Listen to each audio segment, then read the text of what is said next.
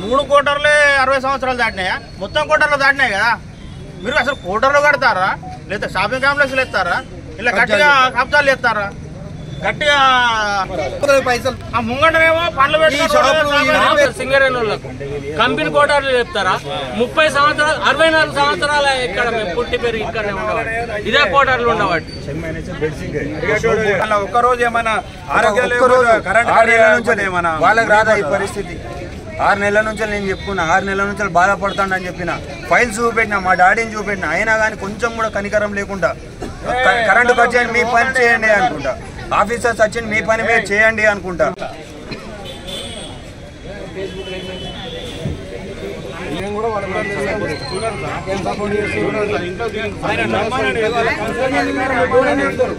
దొంగలు కాదు కదా దూకింది. అవునండి, 2 నెలల నుంచి మీకు నోటీసులు ఇచ్చారు.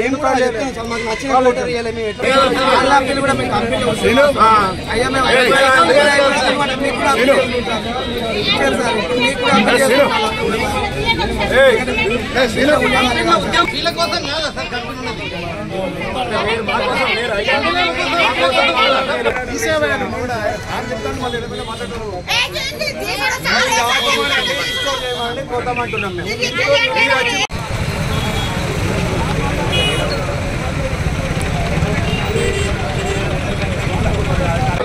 ఆ రిక్వెస్ట్ కూడా మీరు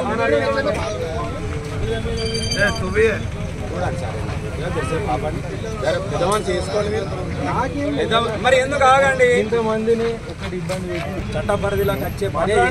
తెలంగాణకు గుండకాయ అని చెప్పుకుంటాం మేము సింగరేణి. సింగరేణిలో గోదావరికంతో సింగరేణికి వైభోగం. అట్లాంటి గోదావరికని పట్టణంలో ఒక మూర్ఖపు చర్యలు నడుస్తూ ఉన్నాయి.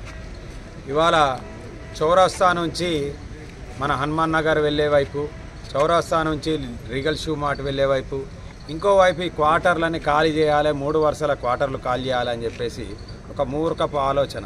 ఒక రోడ్డుకు 100 ఫీట్లు అవసరం ఉంటుంది, 70 ఫీట్లు ఉంటుంది. ఈ ఊరిలో ఉన్న వసతులు ఏంది, ఈ ఊరు స్ట్రెంత్ ఏంది, ఈ ఊరు జనాభా ఏంది, ఈ ఊరు అవుట్పుట్ ఎంత, ఈ ఊరికి వచ్చే బయట పాపులేషన్ ఎంత వస్తుంది, ఈ ఊర్లో ఎంత పాపులేషన్ ఉన్న దాని ప్రకారమే ఈ ఊర్లో రోడ్డుకు డిజైన్ అవుతుంది. అట్లాంటి ఏ అనుమతులు లేకుండా, మున్సిపల్ కౌన్సిల్ తీర్మానం లేకుండా, సింగరేణిలో కూడా ఏ విధమైనటువంటి మినిట్స్లో మీటింగ్ లేకుండా ఈ 3 వరుసల క్వార్టర్లు కాల్ చేయాలని చెప్పేసి ఎవరో కొంతమంది పిచ్చోళ్ళు చెప్పంగానే వీళ్ళు దీన్ని చేయడం అనేది బాగా మూర్ఖపు చర్య. అతను భాగంగా ఇవాళ నివాసం ఉంటున్నారు మనుషులందరూ, పేషెంట్లు ఉన్నారు, చిన్నపిల్లలు ఉన్నారు, డెంగ్యూ జ్వరాలు ఉన్నాయి, మలేరియా జ్వరం ఉన్నది, అనేక ఇబ్బందులలో ప్రజలు ఉంటా ఉంటే వాళ్ళను బలవంతంగా వికెట్ చేయడం కోసం కరెంట్ ఇల్లీగల్గా కట్ చేయడం అనేది చాలా శోచనీయం. ఇది సింగరేణి ఆధ్వర్యంలో జరుగుతూ ఉన్నది. సింగరేణి అధికారుల పైన కొంతమంది ఒత్తిడి వల్ల ఇది జరుగుతూ ఉన్నది. దయచేసి ఇది మానుకోవాలని చెప్పి మేము ఇప్పుడు సీఎం గారి దగ్గరికి రావడం జరిగింది. వారు లేకపోతే ఫోన్లో మాట్లాడడం జరిగింది. అదేవిధంగా సీఎండీ గారికి కూడా మేము ఫోన్లో విజ్ఞప్తి చేయడం జరిగింది. మీరు వీళ్ళకు సమయం ఇవ్వండి, వీళ్ళకు ఇవ్వాల్సినటువంటి క్వార్టర్లను పర్మనెంట్గా ఎక్కడ ఇస్తారో ఆ వ్యక్తి కోరుకున్నటువంటి క్వార్టర్, ఒక్కొక్క వ్యక్తికి 60 ఏళ్ళకెళ్ళి క్వార్టర్తో అనుబంధం ఉన్నది. దాన్ని కూడా మీరు దయచేసి గమనించండి. వీరు పెద్దలు సీఎండీ గారు కానీ, ఇక్కడున్న సీజీఎం గారు కానీ, సింగరేణి అధికారులు కానీ దయచేసి దీని మీద మంచి పాజిటివ్ నిర్ణయం తీసుకొని ఇక్కడ అశాంతి వాతావరణం నెలకొల్పకుండా మీరు రేపు ఎల్లుండి వరకు చేయకపోతే మేము తప్పకుండా దీన్ని ఎదుర్కోవాల్సి వస్తుంది.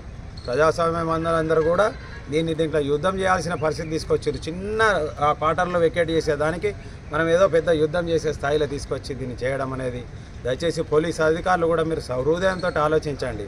దీంట్లో వచ్చి మీరు చేయాల్సిన అవసరం ఏమి లేదు. ఇక్కడ సంఘ విద్రోహ శక్తులు ఎవరు లేరు, ఎవరిని మేము అడ్డుకుంటలేము.